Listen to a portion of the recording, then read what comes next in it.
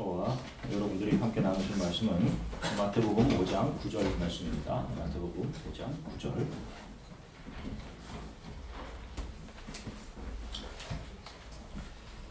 자, 찾으셨으면 함께 하나님의 말씀을 함께 읽으시겠습니다. 화평하게 하는 자는 복이 있나니 그들이 하나님의 아들이라 일컬음을 받을 것이니라. 아멘. 하나님 주님 감사합니다. 이제 저희가 하나님 말씀 앞에 섭니다. 주님, 하나님 말씀 앞에 서서 저희들의 연약함과 부족함이 드러나게 하시고 또 그 발 앞에 엎드려서 우리의 연약함 때문에 하나님 슬퍼하고 애통하며 그런 우리를 은혜의 날개로 덮으시는 하나님 앞에 또 감사로 올려드리는 그런 귀한 말씀 시간이 되게 성령께서 도와주시기 원합니다. 가장 부족한 저희이기에 정금 같은 하나님의 말씀을 어떻게 담아낼까 하나님 두렵고 떨리는데 주님께서 만져주시고 온전히 복음만 선포되게 도와주시기 소망합니다. 감사드리며 예수 그리스도의 이름으로 기도드립니다. 할렐루야. 여러분 한 주간 동안 평안하셨습니까? 네. 조금 더 추워져서 말 거의 이제 봄이 짧잖아요. 아이오와가 이렇게 막 좀 비 오고 흐리고 이렇게 하다가 갑자기 여름으로 가더라고요. 건강들 잘 조심하시고 학생들 특히 이제 건강 잘 유의하셔서 마지막 몇 주 이제 남지 않은 것 같아요. 길지 않습니다. 또 최선을 다해서 좀 잘 달려갔으면 좋겠어요. 저는 뒤에서 열심히 또 여러분들을 위해서 기도하겠습니다. 오늘은 화평케 하는 자들은 누구이며 그들이 받는 복이 무엇인지 이런 것들을 한번 살펴보겠습니다. 제가 지난주 설교 말미에 제가 하나님의 말씀의 적용에 대해서 잠시 여러분들에게 말씀을 드렸습니다. 우리는 설교나 하나님의 말씀이 내게 구체적인 적용까지 제시해 주기를 항상 바라요. 그래서 관찰해서 적용, 이 틀에 맞춰서 하나님의 말씀을 본다. 이런 말씀을 드렸죠. 그래서 적용이 잘 되지 않을 때, 너무 구체적이지 않을 때 답답하기도 해요. 속 시원히 내가 무엇을 했으면 좋겠는지를 이야기해 주셨으면 합니다. 마치 무슨 이렇게 쪽집게 도사가 정확하게 하나씩 이렇게 쪽집어내는 것처럼. 그러나 여러분, 이 적용이라는 것은 성령이 우리들의 삶에서 때로는 우리들의 자아를 무너뜨리기도 하시고 거부하는 우리들을 또 때로는 세우기도 하시면서 하나님의 말씀에 맞게 우리를 만들어 가시는 성령의 사역이에요. 적용은요. 제가 전에도 한번 말씀드린 적이 있어요. 우리 측에서 보면 하나님께서 우리에게 주신 자유의지가 있습니다. 이 자유의지가 사용되어져야 할 곳이 바로 내가 믿음으로 발을 내디뎌야 할 곳이라고 생각되는 곳에 발을 내딛는 일이에요. 물론 분명히 이 자유의지도 하나님의 통제 안에 있음이 분명하죠. 성경이 끊임없이 우리들에게 이야기하고 있는 선한 일에 대한 권고들은 우리가 믿음의 길을 바로 가고 있는 것인지 지금 우리들의 의지를 가지고 점검해 보라라는 의미로 주어지는 것입니다. 성경에 이런 어떤 권고들은요. 서로 사랑하라는 권고를 바울과 베드로 사도 그리고 야고보를 통해서 우리 성도들에게 권고로 주셨어요. 여러분 이것은 윤리적인 도전입니까? 아니면 이런 율법을 지키며 사는 사람이 되라는 구역적인 권고입니까? 내가 지금 나의 모든 유익을 버리고 이 사랑을 내 삶에서 지금 내어놓고 있는 자로 만들어져 가고 있는 것인지 내가 지금 이 순간 나와의 관계의 바운더리 속에서 아니면 나의 유익을 지키기 위해 나의 사랑이 사용되고 있는 것인지를 점검하라 이런 의미로 주어지시는 거예요. 그래서 우리는 이런 말씀 앞에서 그것을 지키고 행해야 하는 의무자로 서게 되는 것이 아니라 하나님의 말씀 앞에서 스스로 그 말씀 앞에 자신의 연약함이 드러나는 자로 서게 되는 거예요, 여러분. 그래서 부족한 자신의 모습이 발견되면 그 앞에서 무릎을 꿇을 수밖에 없게 되는 겁니다. 성도는 끊임없이 매 순간 내가 예수 그리스도의 형상으로 지어져 가고 있는지를 점검하면서 가셔야 돼요. 그래서 성경에는 깨어서 근신해라 라는 말씀이 계속 우리들에게 주어지고 있는 겁니다.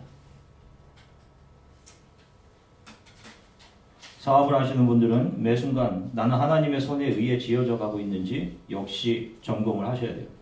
나는 매 순간 하나님 앞에 엎드려지고 있는지, 매 순간 나의 생각과 의지가 무너져감이 있는지, 하나님을 경외함이 있는지.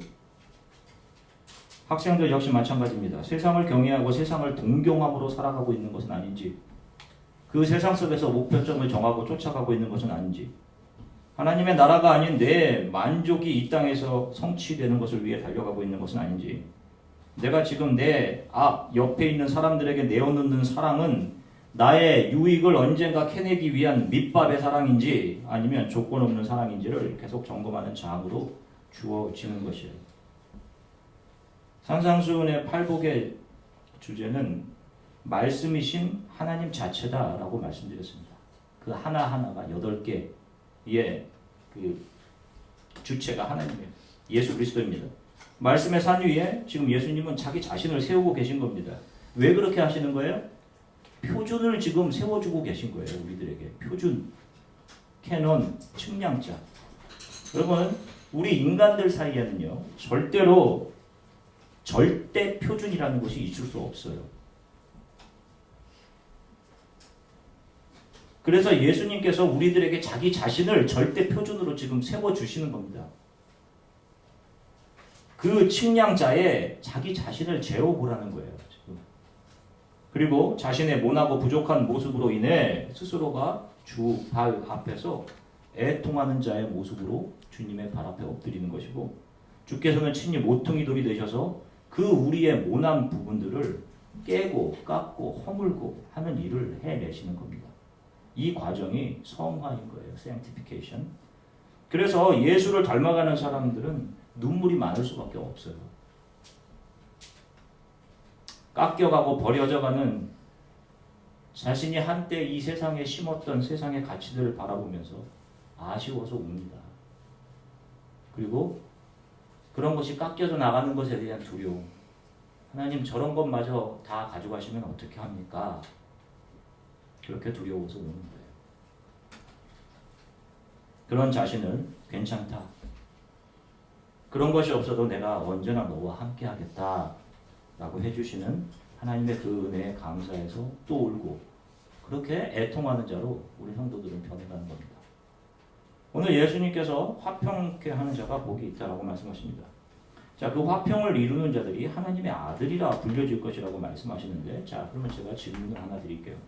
자, 여러분들은 스스로 예수 그리스도를 사랑하시는 분들이 맞죠? 아멘? 자, 우리가 주의 자녀이심을 믿으시죠? 자, 그러면 여러분들은 여러분들이 한 주간 동안 서 계신 공간들이 있을 거예요. 시간과 공간대에서 화평을 이루는 사람들이 맞으십니까? 가정이나 교회나 직장이나 학교 또는 모임에서 그것이 여러분들로 인해 화평을 누립니까? 선뜻 아멘, 예라고 대답하지 못하시는 것 같아요. 그러면 우리가 하나님의 자녀인 것은 맞는 것입니까?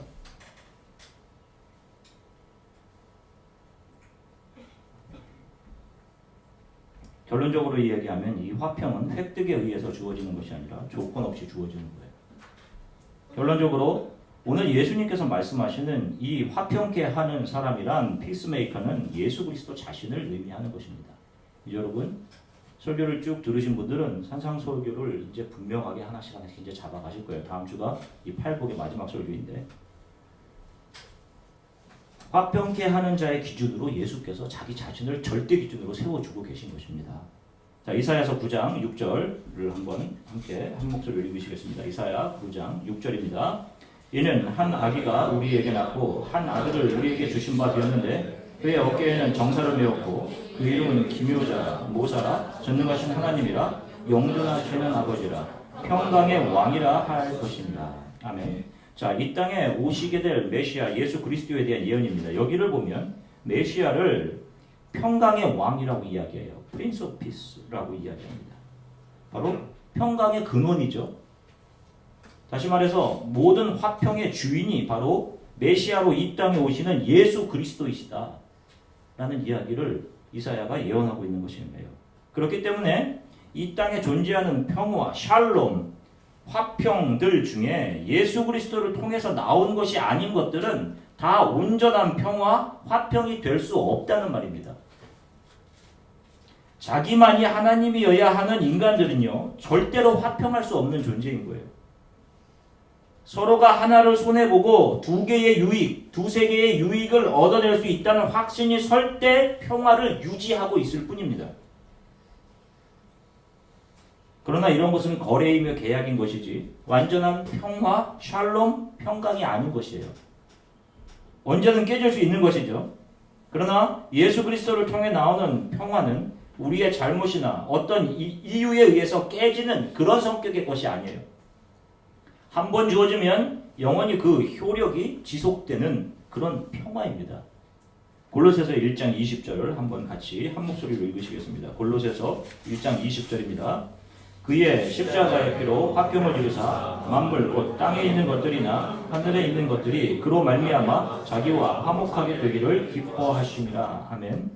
자, 여기를 보시면 예수 그리스도께서 이 땅에 오신 아주 중요한 목적 한 가지를 이야기하고 있는데요. 그것이 무엇이냐 하면 이 땅에서 하나님을 외면하고 하나님 되어 살아가고 있는 인간들과 하나님 사이에 서서 화평을 이루는 것이었어요. 저와 여러분들과 하나님 사이에 서서 화평을 이루는 중보자로 서시는 겁니다. 그리고 이 화평을 위해 사용된 도구가 있습니다. 그 도구가 무엇이죠? 무엇으로? 바로 십자가의 피, 십자가라고 말씀하고 있어요. 그러니까 오늘 예수님께서 산에서 말씀하시는 화평케 하는 자는 사람과 하나님 사이에 서서 그들을 하나님께로 연결시키는, 살려내는 일을 감당하려고 우리 가운데로 오신 예수 그리스도를 가리키는 것이 분명한 것이에요. 그죠? 화평케 하는 자는 했을 때 그 화평케 하는 자는 예수 그리스도를 가리키는 거예요. 자, 잘 보세요. 예수께서 이루신 화평은 반드시 십자가를 통해서 이루어지는 것입니다. 그리고 그 화평의 내용은 창조물들이 하나님과 평화의 관계를 이루는 거예요. 스스로 하나님 되려고 하나님을 품을 떠났던 탕자들과 아버지 하나님과의 관계의 회복을 의미하는 겁니다. 다시금 하나님 품 안으로 돌아와 나의 모든 힘과 의지를 주께 맡기고 그것이 꺾여지고 하나님 절대 의존자로 살아가게 되는 것을 이야기해요. 이 상태가 화평인 겁니다. 인간은 스스로 하나님과 화목할 수 없어요. 죄와 허물로 죽어서 하나님을 찾을 능력을 인간은 상실하고 있기 때문입니다. 로마서 3장 10절부터 18절까지 쉬운 성경으로 한번 같이 읽어보겠습니다. 로마서 3장 10절부터 18절입니다. 성경에 이렇게 기록되어 있습니다. 의인은 한 사람도 없다. 깨닫는 사람도 없고 하나님을 찾는 사람도 없다. 모두가 곁길로 나가 하나같이 쓸모없게 되었다. 선한 일을 행하는 사람은 단 한 사람도 없다. 그들의 목구멍은 열린 무덤이고 혀로는 사람을 속인다. 그들의 입술에는 독사의 독이 있다. 그들의 입은 저주와 독설로 가득 찼다. 그들은 사람을 죽이려고 바쁘게 움직이며 그들이 가는 곳마다 멸망과 비참함이 있다. 그들은 평화의 길을 알지 못한다. 그들의 눈에는 하나님을 두려워하는 것이 없다. 이것이 성경이 이야기하는 인간의 비참의 상태입니다. 이것을 인정하시기가 상당히 불편하시죠. 내가 언제 사람을 죽이려고 바쁘게 움직였습니까? 먹고 살기 위해 바쁘게 움직였는데 무슨 내 입술에 독사의 독이 있어요? 내가 무슨 파충류입니까? 독사입니까? 하는 분들이 계실 수 있어요. 그런데 여러분, 정말로 솔직하게 여러분들의 속을 한번 보세요. 우리가 가지려고 하는 대부분의 것들은 나를 위한 겁니다. 여러분, 어떤 제한된 공간에서 있는 제한된 물품들을 내가 획득하면 어떤 사람은 그것을 획득할 수가 없는 거예요. 그것을 가지지 못했을 때, 내가 원하는 대로 되지 않았을 때 내 안에서 품어져 나오는 것이 무엇인지 한번 여러분 생각해 보세요. 내가 지금 급히 가야 할 곳이 있는데 내 앞에 있는 차 한 대가 기어갈 듯 내 앞에서 천천히 가고 있을 때 내 입에서 튀쳐나오는 것이 무엇인지 생각해 보시라고요. 잘 안 된 것에 대해서 남 탓으로 돌리는 내 안에 있는 것을 보시라고요. 내가 주장하는 정의의 실체가 도대체 무엇인지 솔직히 우리 안을 한번 들여다보십시오. 저는 제 안을 들여다보기가 늘 두렵고 겁납니다. 말씀을 들고 매 주일 아침 서야 되는 목사인 제가 제 안에 있는 것으로 인해서 너무도 부끄럽고 창피할 때가 한두 번이 아니에요. 어떤 분들은 선에 대해서 제게 질문하시는 분들이 있어요. 선을 행하면서 살아가야 하는 것이 맞는 거 아닙니까? 우리도 선을 행하려고 노력해야 하는 건 맞는 거 아닙니까? 그렇게 선을 행하려고 노력하고 애쓰며 살아가는 것이 하나님이 기뻐하시는 삶 아닙니까? 이렇게 질문하는 분들이 계세요. 자, 살펴보세요. 자, 잘 들어보세요. 우리 인간이 선이라고 규정하는 것들을 살펴보겠습니다. 나는 선이라고 생각하는데 다른 사람들은 선이라고 생각하지 않는 경우가 허다하죠. 그래서 늘 충돌이 일어나는 거고요. 그래서 결국에 작은 곳에서는 목소리 큰 사람, 더 큰 곳에서는 큰 힘을 가진 사람이 힘으로 눌러 자신의 선을 최고의 위치에 올려놓는 겁니다. 그리고 그 최고의 자리에 선과 정의는 또 다른 사람에 의해서, 다른 힘에 의해서 제압되고 무너져요.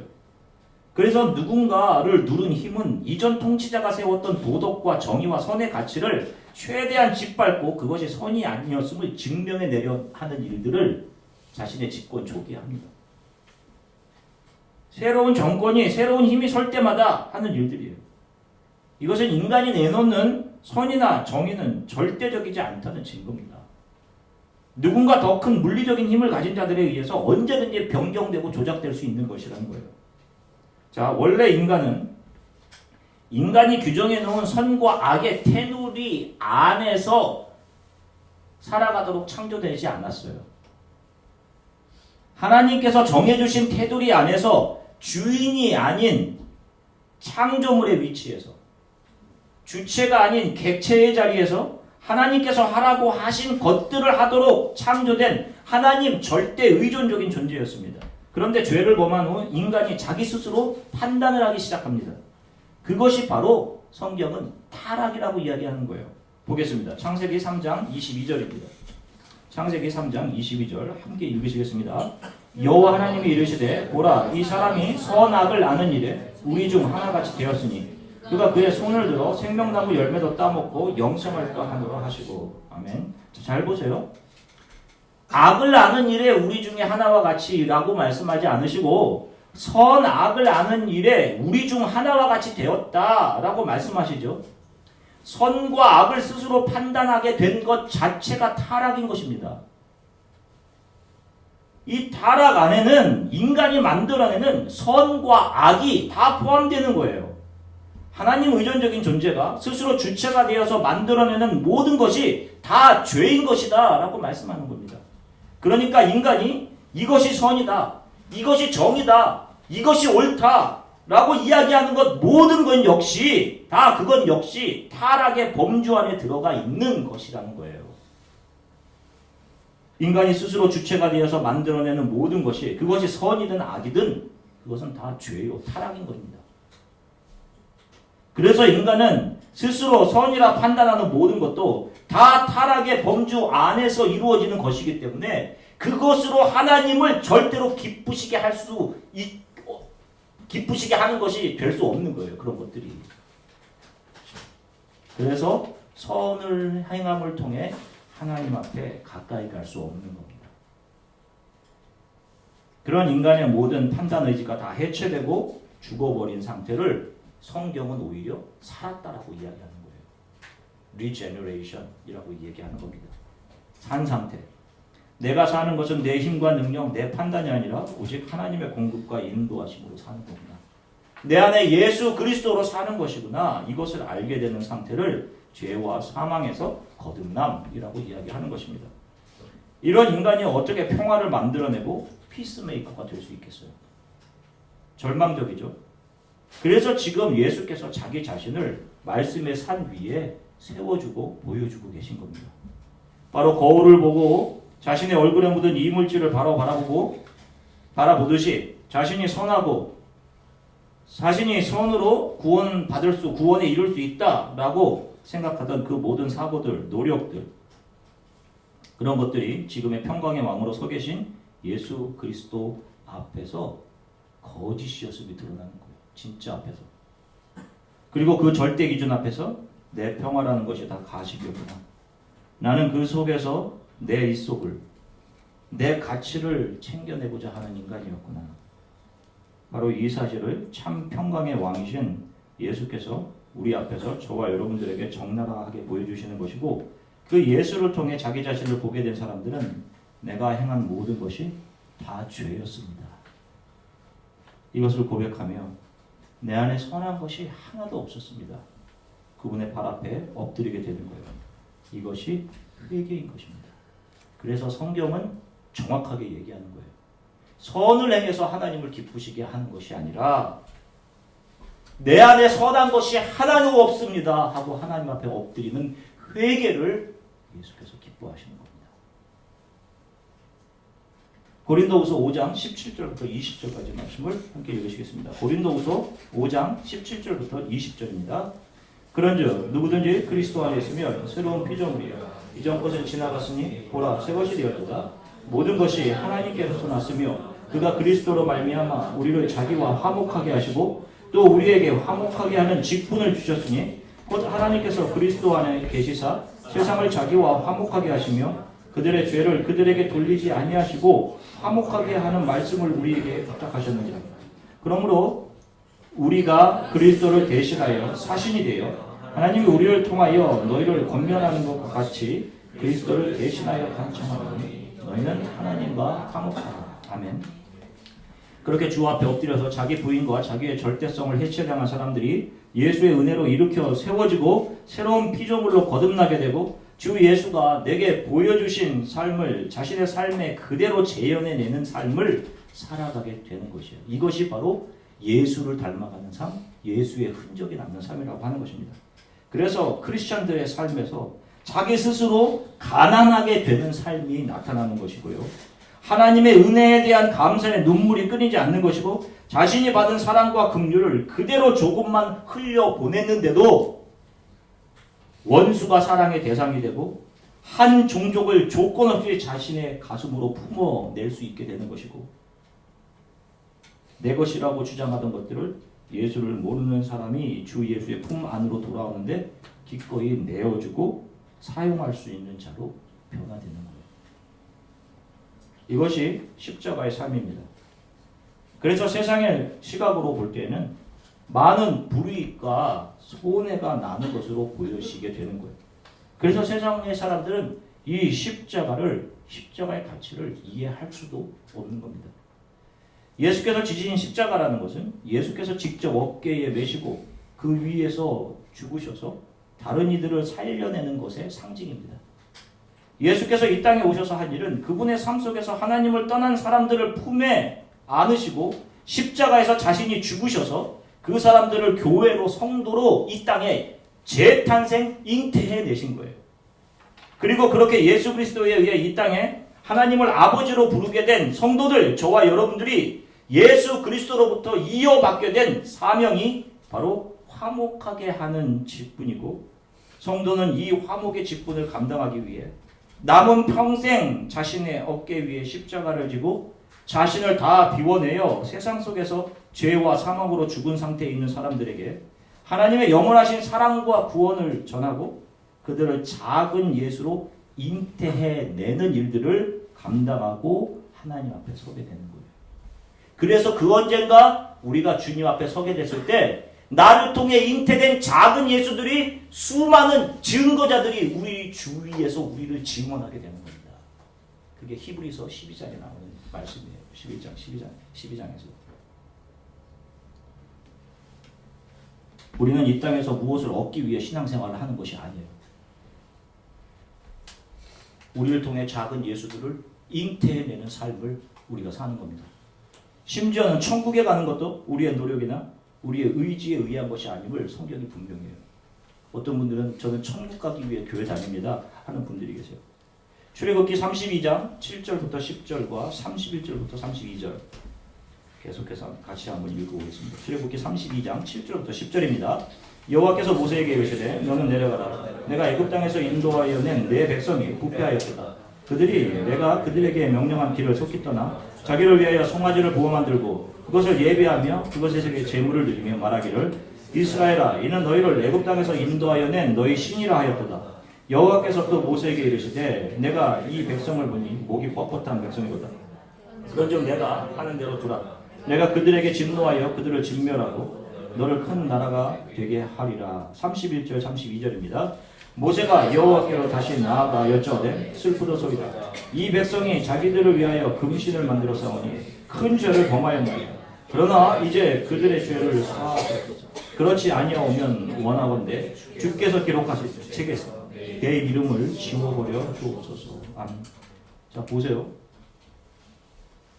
이스라엘의 지도자로선 영적인 지도자 모세, 하나님 앞에서 범죄한 이스라엘 백성들을 하나님께서 다 진멸해 버리시겠다고 합니다.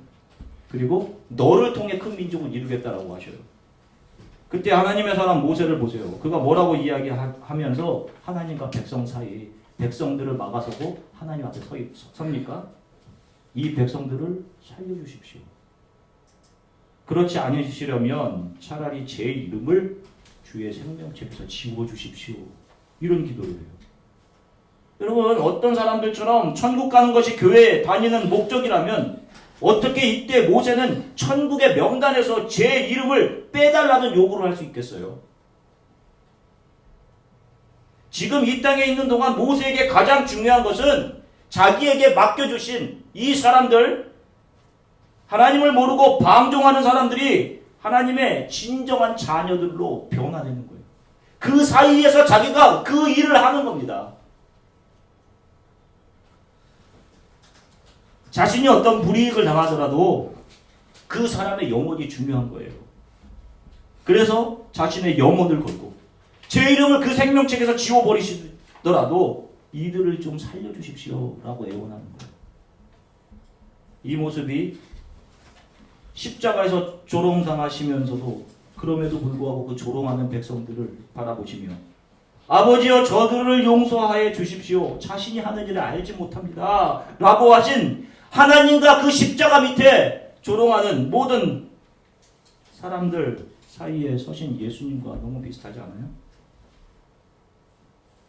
예수 안에서 발견되어 작은 예수가 된 자들은 이렇듯 세상 속에서 자기가 지금 무슨 일을 하는지 알지 못하는 그 수많은 사람들과 하나님 사이에서 화평의 역할을 하는 것을 그들의 사명으로 삼고 살아간단 말입니다. 그래서 이렇게 하나님께서 발딛게 하신 이 세상 어느 곳에서 자신의 십자가를 지고 죽는 자들이 바로 하나님의 아들들인 것이며 이들이 맏아들이신 예수 그리스도의 뒤를 이어 하나님의 양자되어 하나님의 아들들이라고 불림을 받게 되는 거예요.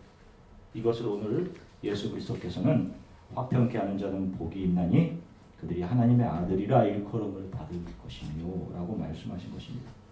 다시 말하면 자신의 십자가를 세우고 그 어느 곳에서 자기 주위에 있는 사람들을 하나님께 연결하기 위해 그들을 등지고 서서 하나님 앞에 서는 자들은 복이 있나니 저들이 하나님의 아들이 될 것이요 라는 말씀인 겁니다. 성도들은 분명히 지금 이 순간 자신의 어깨 위에 지어져 있는 십자가가 있어야 하고 그 십자가를 지고 팔 벌려 하나님을 향해 바라보고 있으며 그 등을 지고 지키고 고난하고 기다리며 인내하며 잉태내고 있는 성도들이 자신의 등 뒤에 반드시 있어야 합니다. 세상의 사람들은 부자 되는 자리, 성공의 자리, 내 이름, 내 영광이 드러나는 자리, 잘 먹고 포만감을 느끼는 자리, 좋은 집이 있는 자리로 가려고 합니다.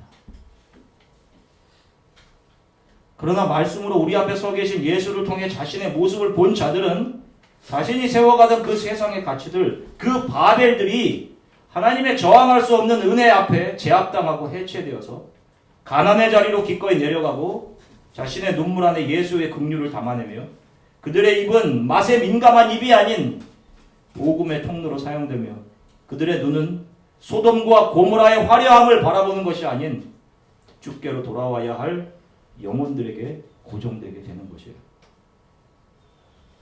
우리의 삶은 결코 자유롭지 않습니다.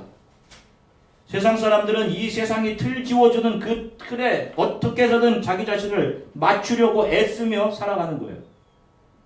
유행이나 풍조에 자기 자신을 어떻게 해서든지 맞추려고 하며 살아가는 겁니다. 마치 프로크루테스의 침대처럼 세상의 기준에 모자라면 내 야망을 더 잡아 늘려서 거기에 맞추려고 애쓰고, 내 스펙을 어떻게 하면 거기에 더 맞추려고 애쓰며 살고, 길면 내 몸 안에 있는 것이라도 잘라내어서라도 그 기준에 맞춰내어 살려고 애쓰며 살아갑니다. 여기에 무슨 자유가 있겠어요, 여러분? 진정한 행복이 여기서 어떻게 나올 수 있냔 말입니다. 이런 자리에서 말씀이신 예수를 바라보고 그 예수님이 내 삶의 기준이 되어 그 세상의 자리에서 내려와 내가 무너지고 깎여지며 다른 사람들을 살려내는 십자가의 삶을 살아가는 것이 진정 샬롬, 평강, 평화의 삶이며 그것이 진정 주 안에서 자유로운 삶인 것입니다. 사랑하는 성도 여러분, 이 사실을 꼭 기억하십시오. 기독교는 내 소원을 이루기 위한 종교가 아니에요. 매 순간 하나님이 서 있게 하신 곳에서 내 사명, 내 십자가를 내 어깨 위에 지고 가난, 눈물, 온유함, 주림, 긍휼히 여기는 자의 자유로 내려가는 자들이 크리스찬 성도들인 겁니다.